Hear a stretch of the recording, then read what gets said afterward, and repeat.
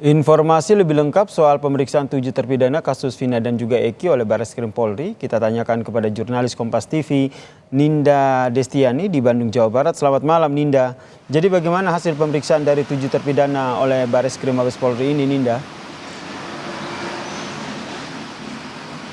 Iya, selamat malam Yasir dan juga saudara. Terkait hasil dari pemeriksaan yang dilakukan oleh pihak penyidik Barreskrim Mabes Polri terhadap keempat terpidana ini memang masih belum keluar karena memang tadi pemeriksaan ini dimulai pukul 13.30 waktu Indonesia Barat dan kurang lebih ini sudah berlangsung hampir 8 jam lamanya ya Yasir dan juga saudara.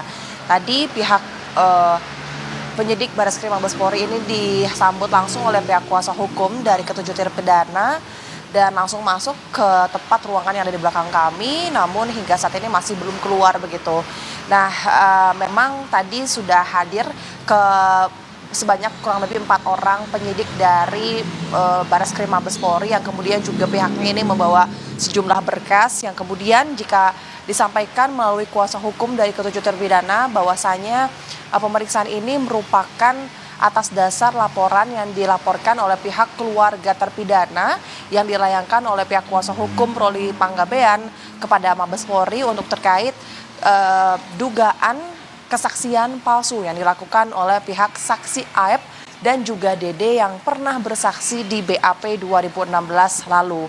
Dan memang pemeriksaan hari ini secara tertutup Yasir dan juga saudara, kami para awak media juga tidak bisa meliput secara langsung ke dalam begitu, namun nanti kita akan pantau begitu apa saja yang kemudian materi-materi yang dilakukan oleh pihak penyidik dari Barreskrim Mabes Polri. Dan memang keempat terpidana yang saat ini dilakukan pemeriksaan oleh penyidik ini adalah ada Rivaldi, lalu juga ada Eka Sandi, ada Hadi dan juga Supriyanto.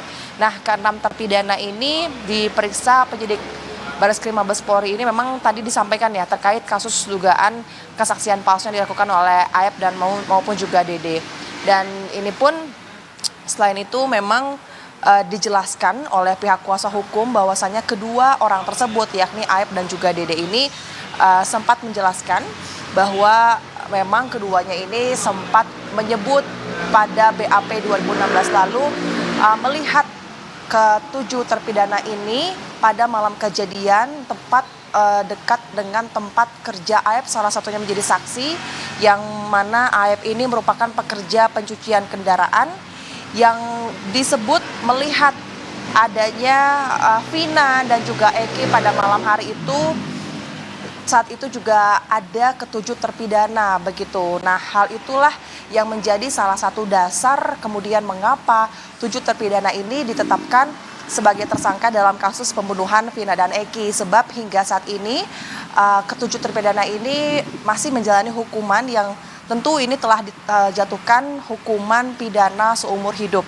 Yasir dan juga saudara. Dan selain itu saat ini pun pihak dari kuasa hukum 7 terpidana selain kemudian pihaknya ini melaporkan kedua saksi tersebut, tentu pihak kuasa hukum ini juga bersiap-siap untuk kemudian akan melakukan peninjauan kembali seperti yang dilakukan oleh mantan dari terpidana kasus pembunuhan Vina dan Eki yakni Saka Tatal yang baru-baru ini telah mengajukan PK di Cirebon kemarin yang saat ini justru pihaknya telah ataupun sedang menunggu hasil dari pihak Mahkamah Agung. Terkait hasilnya dari Saka Tatal sendiri begitu pihak maupun dikabulkan atau tidak dari pihak kuasa hukum 7 terpidana ini akan tetap mengajukan peninjauan kembali sebagai bukti pembelaan terhadap kliennya ketujuh terpidana begitu.